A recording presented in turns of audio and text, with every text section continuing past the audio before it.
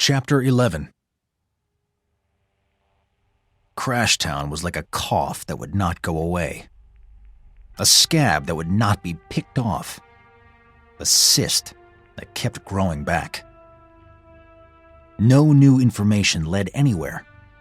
Leads turned to dust almost as soon as they appeared. And no word from Redemption. Skii, desperate for information, took to asking locals at random if they knew anything about her father. The name Geist Flyer always triggered nothing but blank stares, though handfuls of people recognized his pseudonym, Whispers.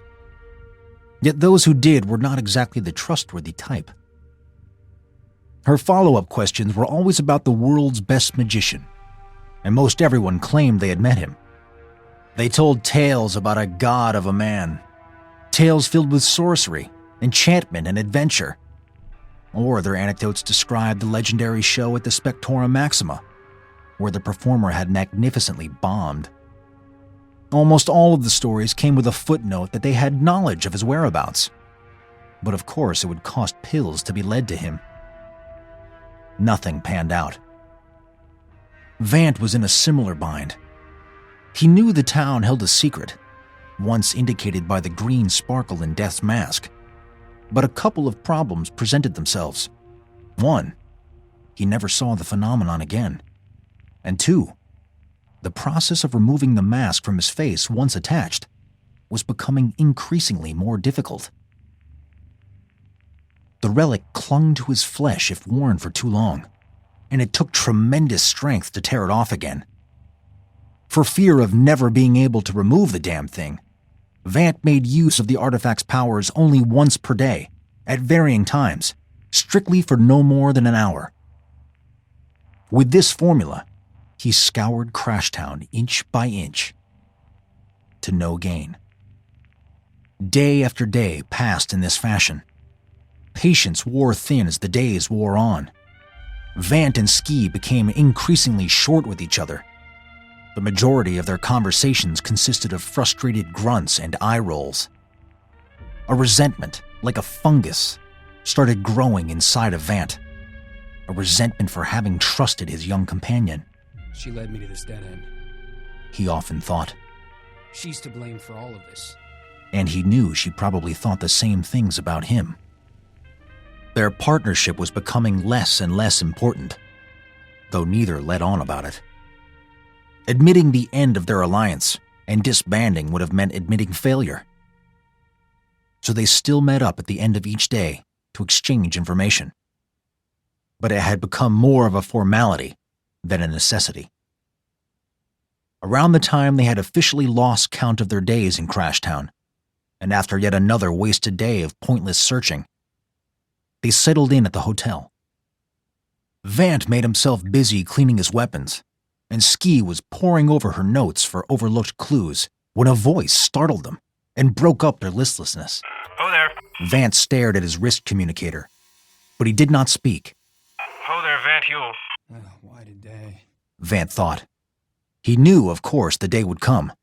The day where Land Escape would call for an update.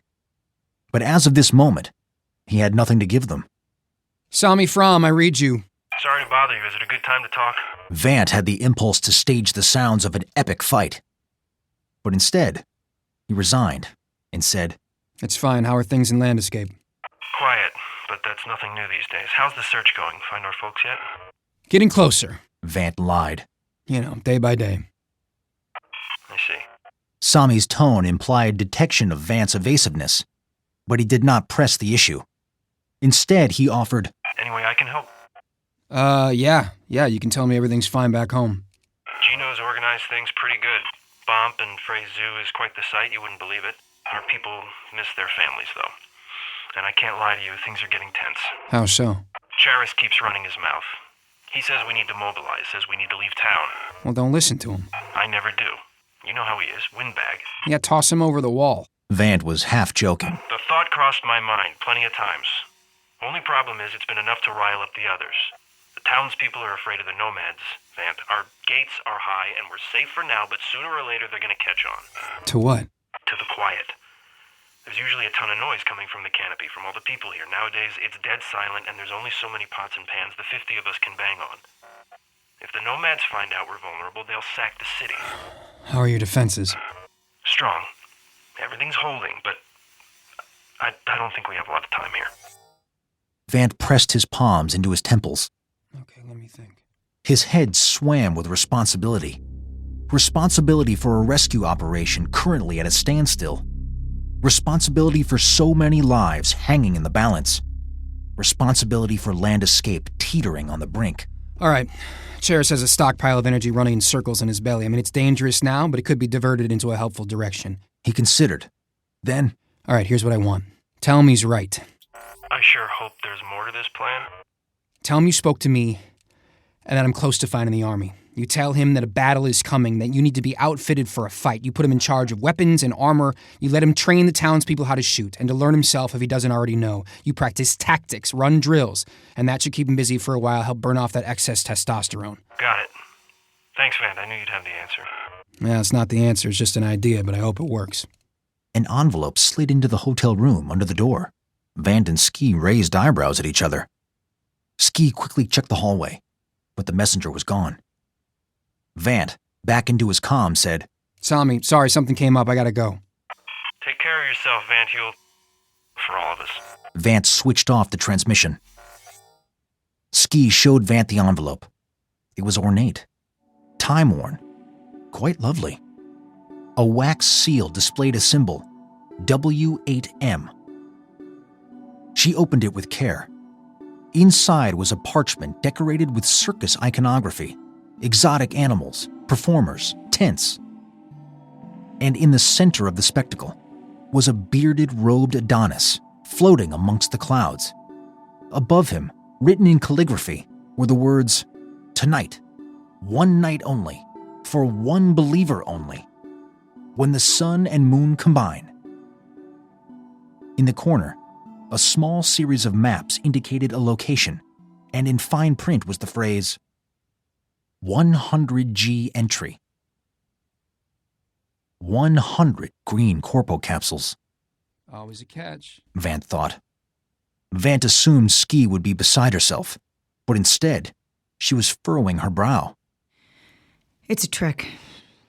I've been dropping his name all over town. It's no secret who I'm looking for. Probably 10 greens to make the invitation. After they rob you, they'll walk away with 90. It's a decent score. Uh-huh.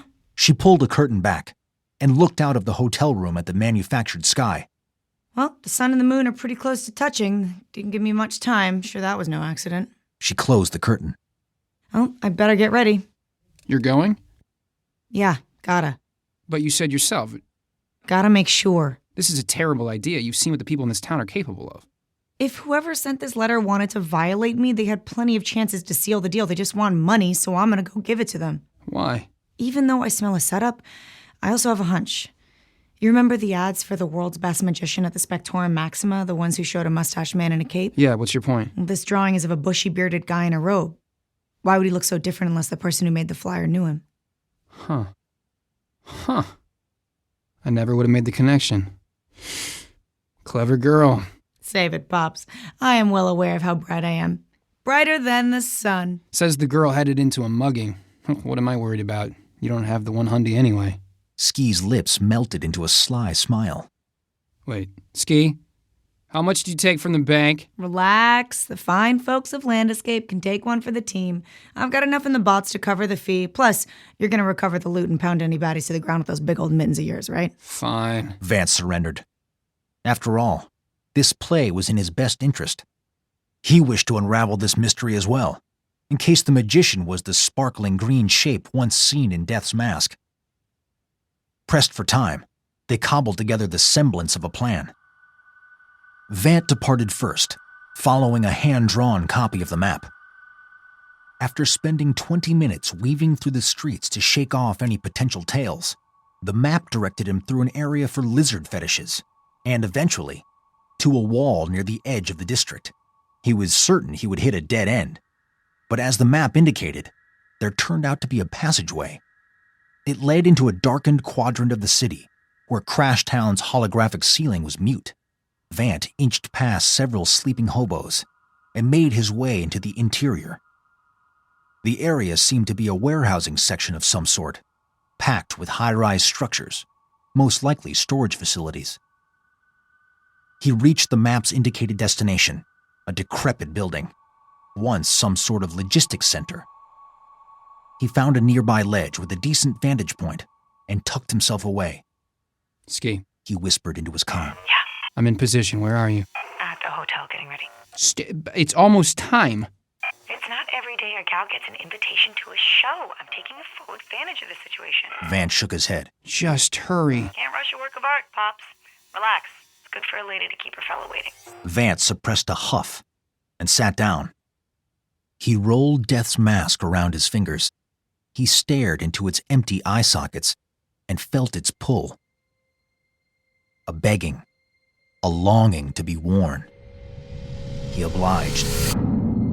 His insides frosted over. Dark became darker.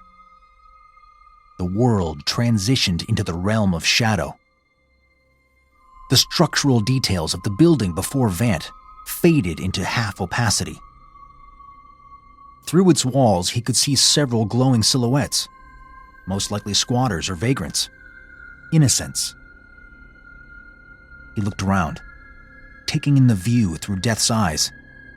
Vant noted a fascinating phenomenon. The farther he pushed the limits of his eyes, the more of the township he could see.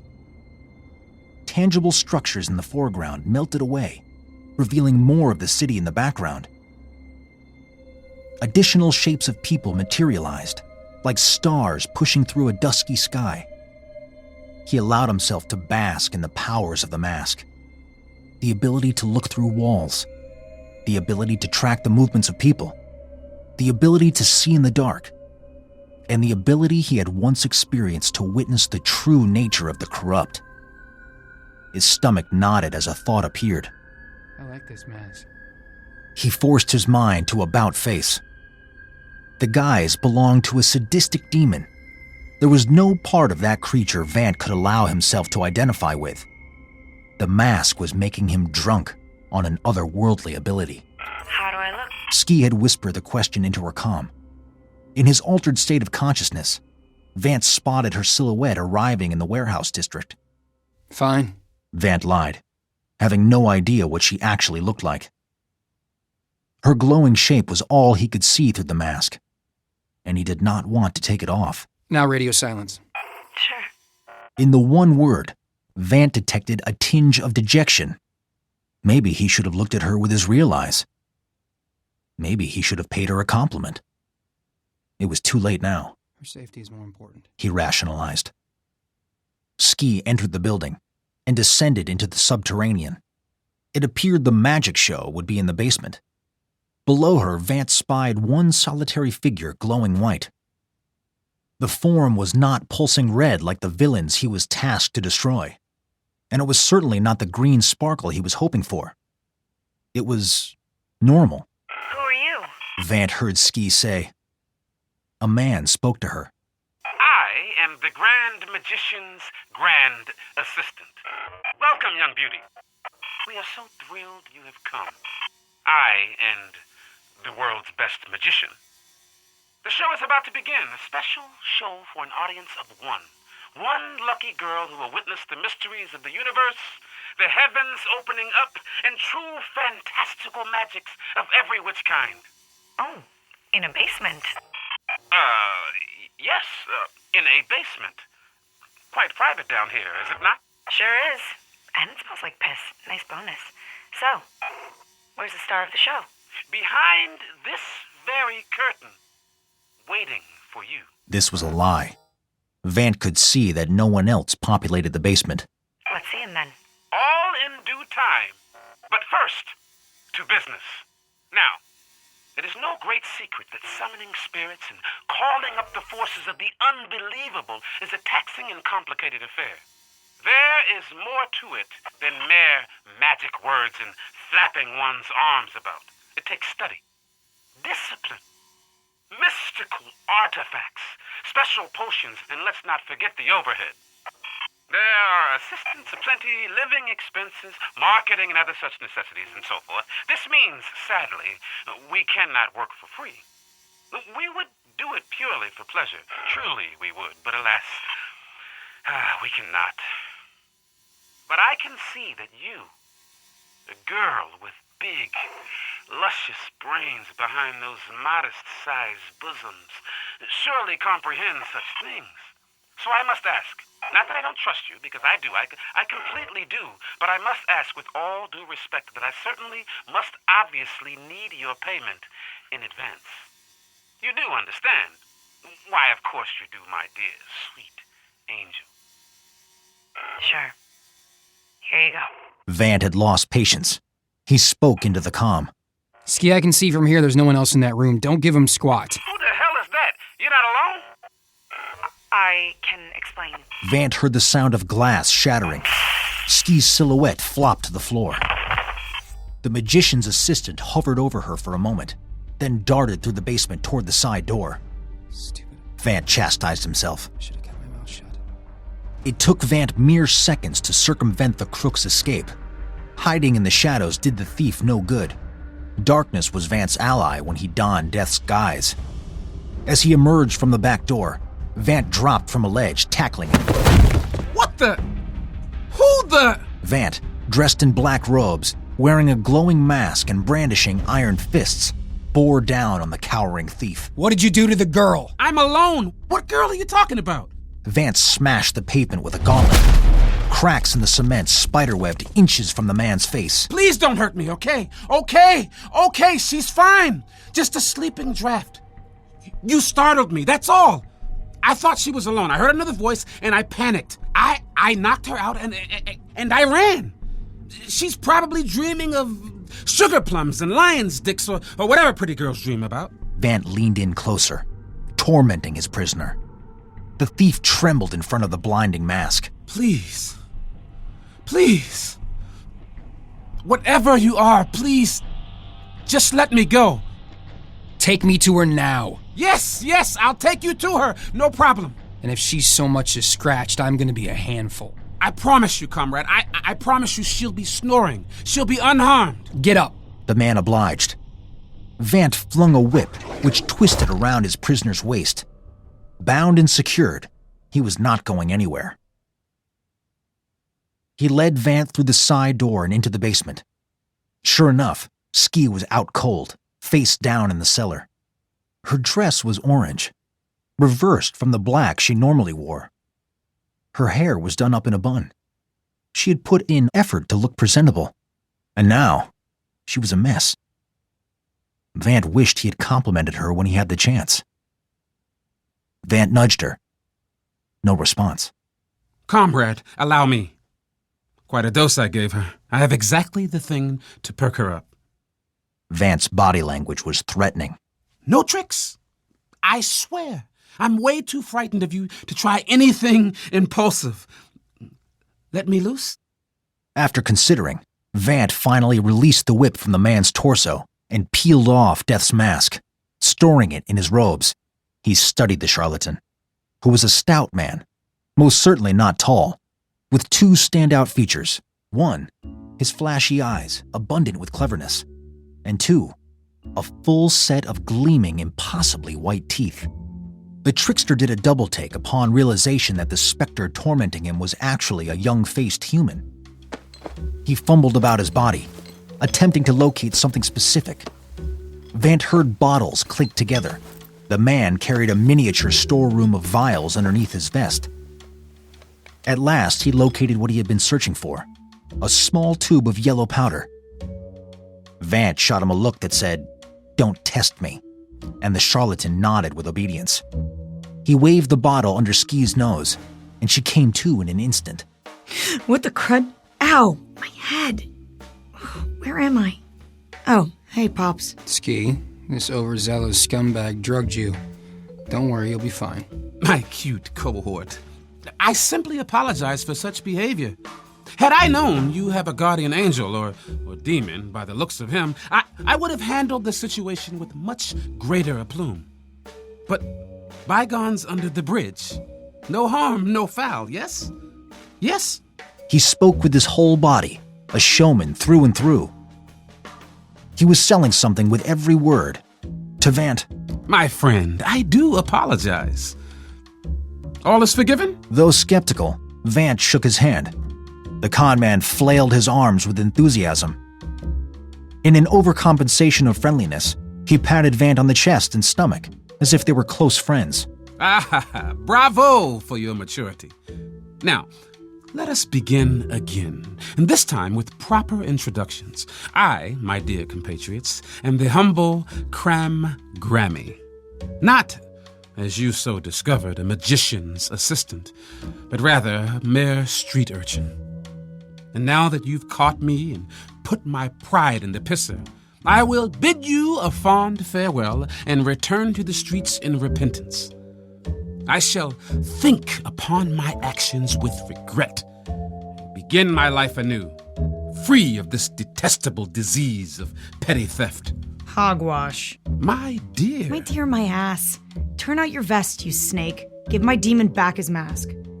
Begging your pardon, but I have no such... Skii shoved him against the wall and put Cassidy's barrel against his neck. Okay, let's get this straight.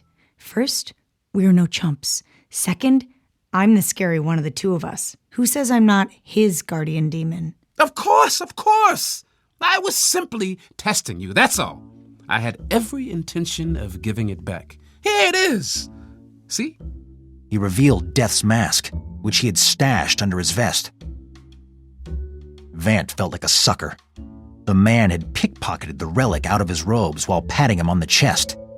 He snatched it back from the thief. Next, I want my pills back. Clever comrade. Why, certainly. I forgot I had them. A simple mistake. He returned Ski's purse of corpo capsules. And now, I want you to take us to the world's best magician. Sweet cherub. There must be some misunderstanding. I am but a humble... Yes, I know, a humble pain in the ass. Skii cocked Cassidy menacingly. The charlatan cringed. The man in the invitation you gave me. He looked nothing like the one on the handbills from years ago. You've seen him. You know him. You either take us to him or you get splattered. He squinted at her, considering. I'll even let you keep the real pills in your pocket and not the dummies you handed back. Vant felt like a double sucker. While fumbling in his robes for Ski's antidote, the con man had emptied her pill purse and replaced its contents with decoys. That Skii had observed the subtle weight difference was astounding. My dear. Uh-huh, and we'll also need our communicators back. Skii felt her naked wrist, then slapped herself on the forehead. Cram Grammy wiggled his eyebrows playfully and smiled huge, showing off his perfect teeth. You drive a hard bargain, companions. We have ourselves a deal. Well, come on, off with us. Time to meet your first real magician. He led Vant and Skii out of the warehousing center and down a back alley, sandwiched between a buffet and a strip club. They approached an unmarked door that could easily have been mistaken for a utility closet. He used 6 different keys to unlatch 6 different locks. And then the door creaked open. He went in first, beckoning Vant and Skii to follow. The dingy apartment-style hideaway was cluttered and dusty. Old books, magazines, pen and paper games, and outdated electronic entertainment equipment littered the space. Crumpled up handwritten notes, diaries filled with scribblings, and other slippery obstacles lined the floor. Collages of media, crystalline displays of scantily clad women, and various other forms of art decorated the walls. There was no shortage of schlock, including small figurines displayed on shelves next to busts of mythological heroes. A grip of mismatched chairs and an overused couch anchored the living room, and only a makeshift kitchen and 2 bedrooms down a hallway completed the dwelling. This way, the charlatan said. At one of the 2 doors, he knocked and asked, Are you decent? There was a vocal cacophony from behind the door. They could not decipher the exact words, but there were a lot of them, and they were passionate. That means yes. You can go in, he won't bite. Vant twisted the knob. The door opened. They had barely a moment to register the man before his kinetic body movements and sing-songy voice swept them into a world of confusion. He flailed his arms wildly, stroked a mane of matted hair, and puffed out his impressive potbelly. Ba-ba-boo! My friends. Come one, come all. In fact, we should all be so lucky as to come. Now, we all know that I know you. And you may know that you know me, but in case my message is misinterpreted, let me be clear. It is always a pleasure to be in your company. Though my circumstances sometimes leave me in a holding pattern elsewhere, here we are, here and now. Ski's mouth was agape. Vant tried to decipher meaning in the magician's words, but before he could, he started up again. I'm busy from here till doomsday, or at least till I get my new show up. But I suppose that's why you're here, so let me tell you all about it. Act 1, the landing. It's pretty boring, actually. I disarm a guy with my wit and charm, and I try to walk through a stone wall, thinking it akin to one of my perverse Uncle Beverly's library of discontinued school text secret doors. Thusly, the hidden passage performs much the same duties as a wall of stone. Enthusiasm wanes at my foibles. Act 2, it is impossible to defeat me. Act 3, buckets and buckets and buckets and buckets of blood. Act 4, we celebrate. As you know, I haven't had a drink in a really long time, but I recently imagined I'd had one. Even that was enough to floor me. My goodness. Not quite sure how we did it back then. I guess we were younger. On to Act 5! He continued rambling, poring through his journals and searching for something that likely did not exist. He wore a lightweight robe, more a bathrobe than a magician's robe, which trailed behind him as he ran from corner to corner. His slippers slid across the floor, and his soft shirt wafted at the neckline, revealing a thicket of remarkable chest hair. Vant, in hopes of restoring some order, introduced himself to the oddity zipping around the room. Hello. Hi, I'm Vant. Vant Huel, and this is Skii TV. Ski was entranced, but gave Vant a familiar look. Ah, yeah, that's her fuzzy friend, Cassidy. Ski waved and showed the bizarre man her teddy bear. Why, there's no need for formalities. We're old friends, of course. He scratched Cassidy behind the ear, which made Ski smile. We all are, in fact. Peas in a pod. He indicated each of the people in the room. Her. Me. Him. You. Him. And he pointed outward towards someone missing. And Froggy, of course. Oh, Froggy! Always late to the party. Vant turned to Grammy. Can he understand us? Oh, he understands us fine. I know it seems otherwise, but he's not crazy. Not in the slightest. He's just off kilter. The hyperactive man turned to them in a moment of clarity. He spoke with purpose and perfect diction. I have a nephew now. It's weird. He appears to be a regular baby, but when he talks, I don't understand what he's saying. Does this mean my nephew is a nerd baby? Vant and Ski looked at Grammy for translation. Can I understand him? Sure I can. Did I understand the last bit? Not in the slightest. He chuckled and made a polite gesture, ushering Vant and Ski back into the main room. Bewildered, they obliged. Grammy shut the door behind them, leaving the magician to his insanity.